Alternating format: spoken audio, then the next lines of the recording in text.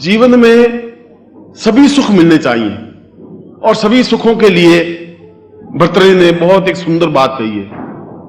सानंदम सदनम सुताष्ट सुदय कांता मनोहारिणी सन्मित्रम सुधनम स्वयोषितरति सेवारता सेवका आतिथ्यम ग्रह पूजनम प्रतिदिनम मिष्टान्न पानम ग्रहे साधो संगोपासना च सत्यम धन्यो गृहस्थाश्रम। उनका कि सानंदम सदनम, हम जीवन में पूर्णता दीपावली की रात्रि को क्या मांगे, लक्ष्मी से क्या मांगे? आप मांगते हैं कि लक्ष्मी मुझे धन दे, मैं कहता हूं धन से तो कुछ होगा ही नहीं। धन तो कई लोगों के पास में धन है और बहुत दुखी है, हमसे ज्यादा दुखी है। जो झुग्गी झोंपड़ी में रहता है वो फिर भी रात को नींद लेता है 8 घंटे, वो तो 1 आधे घंटे में नींद नहीं ले पाते। धन से नींद नहीं खरीदी जा सकती। अगर तुम 2 लाख रुपए दुकानदार को दे दो कि 2 लाख रुपए ले, मुझे आज 8 घंटे नींद आनी चाहिए, वो कहता है ये नहीं बिकती चीज, ये नहीं मिल सकती। धन से वो चीज नहीं मिलती। धन से एकदम से तुम चाहो कि मैं बीमारी मिट जाए, डायबिटीज मिट जाए, ब्लड प्रेशर मिट जाए, धन से नहीं मिट सकता। 5 लाख रुपए खर्च करके भी डायबिटीज आप नहीं मिटा सकते, ब्लड प्रेशर मिटा ही नहीं सकते। धन से आपको आनंद नहीं मिल सकता। यदि आपके पास 10 लाख रुपए हो और आप मस्ती के साथ रहना चाहें तो नहीं रह सकते। हर समय टेंशन रहेगा, साला पैसा है, यहाँ रखें तो गड़बड़, इस रिश्तेदार के यहाँ रखें तो गड़बड़, घर में आएगा तो कोई चोर आ जाएगा तो मुश्किल, इनकम टैक्स की प्रॉब्लम आ जाएगी तो मुश्किल, क्या करें? खा सकते नहीं, बीमारियां इतनी है, डायबिटीज ब्लड प्रेशर है, घी आप खा नहीं सकते, कुछ कर सकते नहीं, पैसे की रखवाली आप कर नहीं सकते, दूसरों घर में रख नहीं सकते। धन से आनंद नहीं मिल सकता, धन से भूख भी नहीं मिल सकती।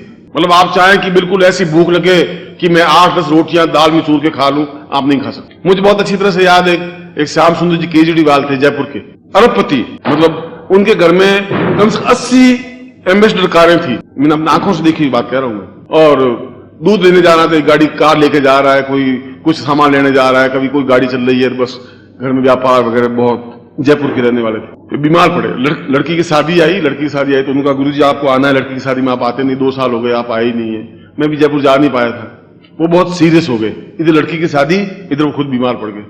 उनकी उम्र होगी करीब 60-65 साल की। जब मालूम पड़ा कि बहुत ज्यादा बीमार है तो फिर मैं गया, तो मुझे देखा तो उन्होंने ऐसा लगा उनको कि शायद मैं चला जाऊंगा, कल लड़की की शादी है, घर में तो मंगल काम में लोग आ रहे हैं, बाराती आ रहे हैं, और मैं अगर नहीं रहा तो कोई बात नहीं, मगर मैं जीवन में कुछ कर नहीं सका। उनके मन में दुख ये था।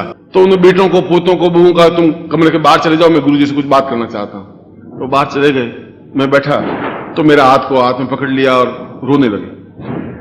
उनके गुरुजी, ये अरबों रुपए मेरे क्या काम के, बताइए क्या काम के? ये नौकर बैठे बैठे मिठाइयां खाते रहते हैं, मैं टुकुर टुकुर देखता रहता हूं, मैं खाई। मतलब बहुत इच्छा होती है कि मैं भी एक पीस खाऊं। डॉक्टर हाथ पकड़ लेते, नहीं तुम नहीं खा सकते, ब्रेड बटर लगा के मैं नहीं खा सकता। गुरुजी क्या मेरी जिंदगी है, क्या मैं इस जिंदगी के लिए इतनी मेहनत की थी, इतना कमाया, इस जिंदगी में सुख तो है ही नहीं, तनाव के अलावा कुछ मिला ही नहीं मुझे। तो मैंने पूछा, मैंने कहा केजरीवाल जी बस ये बताइए कि आपको इच्छा क्या है? उन्होंने 2 मिनट सोचा। आप कुछ दे सकते हो तो फिर मैं बोलूं। मैं कहा मेरी सामर्थ्य होगी तो मैं जरूर आपको दूंगा। आप बताइए कि आपकी अब अंतिम इच्छा है, आप तो मृत्यु के निकट है, आपकी इच्छा क्या है? कि मेरी जिंदा रहने की इच्छा नहीं है। ठीक है, 2-4-10 दिन जिंदा रह जाऊं, कल लड़की की शादी हो जाए, मैं विदा कर दूं, तो 2-4 दिन तो चाहता हूं, मगर मेरी इच्छा गुरुजी ये है कि मैं एक बार थाली पे बैठूं, 8-10 रोटियां दाल में चूर के खा लूं और पच जाए, ऐसा चाहता हूं। ऐसा कब होगा जिंदगी में? अब बताइए, इस करोड़पति के मन में केवल ये इच्छा है। तो पैसों से भूख नहीं खरीद सकता आदमी, पैसों से आनंद नहीं खरीद सकता, पैसों से कुछ नहीं हो सकता। पैसों से केवल दुख व्याप्त होता है। पैसे पास में है तो दुख है, नहीं है तो दुख है। इसलिए लक्ष्मी से पैसे मांगने की जरूरत नहीं है। भर्तृहरि कह रहे हैं सानंदम सदनम, आनंददायक घर हो, ऐसा घर हो कि जाते ही प्रसन्नता व्याप्त हो, मस्ती हो। ऐसा नहीं कि आप जो ही घर में घुसे, जो ही आपकी पत्नी सीधा झपट्टा मारे, 8 बजे आए, 5 बजे छुट्टी हो गई थी, वो सोचे साला कहां नरक में आ गया, वो हट 2 पैर पीछे। ऐसा घर नहीं चाहिए। वो कह रहे हैं कि घर हो बिल्कुल, घर में जाए, पत्नी बेचारी इंतजार करती हो, पत्नी देख घर में घुसे, पत्नी खाट पे पड़ी हुई, क्या हुआ भाई? बहुत दुखी। अरे दुखी तो मैं तो खुद दुखी होके आया हूं दिन भर अगोला करके, अब कमर में दर्द है, तेरे बेटे ने ऐसा कह दिया, बहू साली उधर बोल रही है, वो और दुखी। ऐसा घर भी नहीं। सानंदम, आनंददायक घर बहुत भाग्यवान लोगों को ही मिल सकता है, हर एक को नहीं मिल सकता। घर तो एक है, सानंद नहीं है। सानंदम सदनम सुतास्त सुदय, और बेटे हों, एक बात, सुदय बुद्धिमान हो, आज्ञाकारी हो। बेटे होना बहुत बड़ी सौभाग्य की बात नहीं है। बेटे तो शुक्र के भी होते हैं, कुत्तों के भी होते हैं। बेटे होना तो बहुत बड़ी, बहुत महान घटना नहीं है, मगर वे हमारे आज्ञाकारी हों, हमारे अनुरूप चले, ऐसा होना चाहिए। सानंदम सदनम सुतास्त सुदय कांता मनोहारिणी, पत्नी हो और मेरे मन की बात समझती हो, मेरे सुख दुख में सहायक हो। मैं कोई बात करूं वो अपना ही रोना रोती रहे, तुम्हारे पास में आई पल्ला, कुछ किया नहीं, शादी करने के बाद कुछ सुख मिला नहीं, कहीं तुम ले गए नहीं, हरिद्वार ले गए नहीं, ये किया नहीं, दुखी हो गई, हे भगवान ऐसा पति किसी को नहीं मिले। 24 घंटे वो एक ही भाषण उनका टैप चलता ही रहे। आदमी सोचे साला क्या, और इससे कुंवारे ज्यादा अच्छे थे, कम से कम ये हेडेक तो नहीं थी।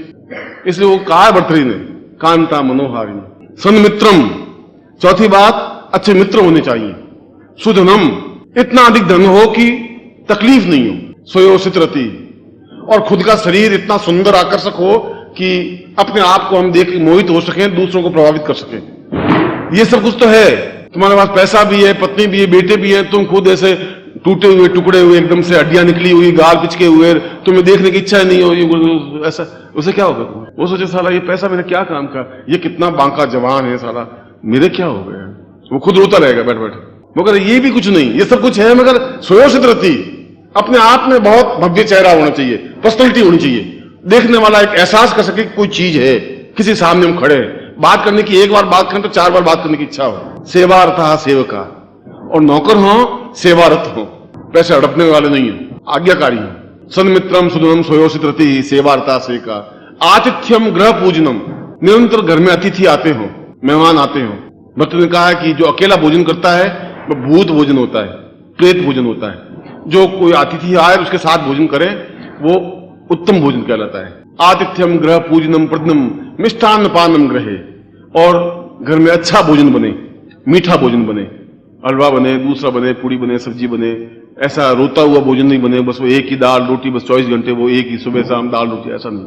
आतिथ्यम गृह पूजनम मिष्टान्न पानम ग्रहे। साधुओं संग उपासना, फिर साधुओं के सत्संग हो, मंदिर जाएं, देवताओं की उपासना हो हमारे जीवन में, सुबह शाम पूजा कर सके। धन्यो गृहस्थाश्रम, ये सब कुछ है तो गृहस्थ जीवन है। अगर इनमें एक भी चीज कमी है तो तुम्हारा गृहस्थ जीवन अनुकूल नहीं बन सकता। और लक्ष्मी की इस रात्रि में ये सब चीजें एक साथ प्राप्त करने की जरूरत है। कोई एक चीज प्राप्त कर लेंगे तो जीवन अनुकूल नहीं बन सकता, जीवन में पूर्णता नहीं आ सकती, जीवन में आनंद की अनुभूति नहीं हो सकती। इसलिए मैंने जो आपको यहां बिठाया है, इसके पीछे मेरा मंथन, मेरा चिंतन, विचार, धारणा, ध्यान यह है कि मैं आपको उस पूर्ण लक्ष्मी का प्रयोग संपन्न कराऊं जिसमें ये सभी चीजें अनुकूल हों। केवल एक ही वस्तु, रुपए पैसे नोट से जीवन नहीं चल सकता, वह तो एक माध्यम है। धन भी होना चाहिए, उसने कहा सुधनम, धन होना चाहिए, मगर आनंददायक घर भी होना चाहिए, पत्नी भी सुरक्षित होनी चाहिए, और यदि कुछ गड़बड़ है तो वह अनुकूल बन जाए। यदि जीवन में कुछ न्यूनता है तो पूर्णता प्राप्त हो, और यह पूर्णता केवल लक्ष्मी के माध्यम से प्राप्त हो सकती। इसलिए लक्ष्मी को अन्नमयी लक्ष्मी कहा गया है, धरा लक्ष्मी कहा गया है, धन लक्ष्मी कहा गया है, वाहन लक्ष्मी कहा गया है, पुत्र लक्ष्मी कहा गया है, पौत्र लक्ष्मी कहा गया है, पत्नी लक्ष्मी कहा गया है। या देवी सर्वभूतेषु पत्नी रूपेण संस्थिताम् नमस्तस्यै नमस्तस्यै नमस्तस्यै नमो नमः। वो हमारी लक्ष्मी पत्नी बनकर के हमारे घर में आए।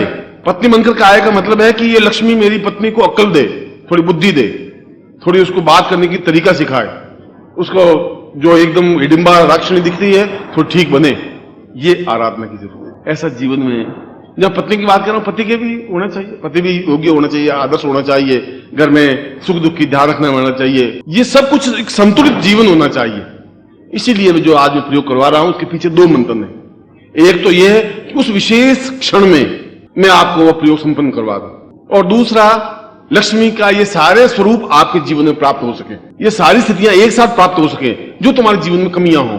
पूर्ण व्यक्तित्व की है ही नहीं, बहुत सौभाग्यशाली 1000 करोड़ में से 1 लाख में से 1 आध होता है जिसके जीवन में सभी दृष्टियों से पूर्णता होती है। सभी दृष्टियों से पूर्णता तो भाग्य से या तपस्या से या साधना से ही प्राप्त हो सकती है। जिसका आध्यात्मिक जीवन है उसके जीवन में सभी दृष्टियों से पूर्णता प्राप्त हो सकती है। वह अपने आप में एक अत्यंत मेधावी, योग्य, बुद्धिमान एक व्यक्तित्व बनता है। और ऐसा व्यक्तित्व, ऐसी पर्सनैलिटी यदि जीवन में बन सके, ऐसा ग्रस्त जीवन बन सके, ऐसे जीवन में प्रभु की उपासना बन सके, ऐसे जीवन में ईश्वर का चिंतन बन सके, ऐसे जीवन में प्रभु का सानिध्य प्राप्त हो सके, और मैं कहूं कि उससे भी बड़ी बात कि हम अपनी आंखों से उन देवताओं के दर्शन कर सकें। अगर मनुष्य जीवन में आए और उन देवताओं का दर्शन नहीं कर सके तो इस जीवन का अर्थ क्या है, क्या मकसद है?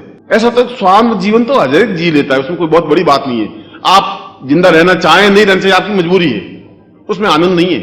रोते झींकते जिंदगी बिता देने को विशेषता नहीं कहते।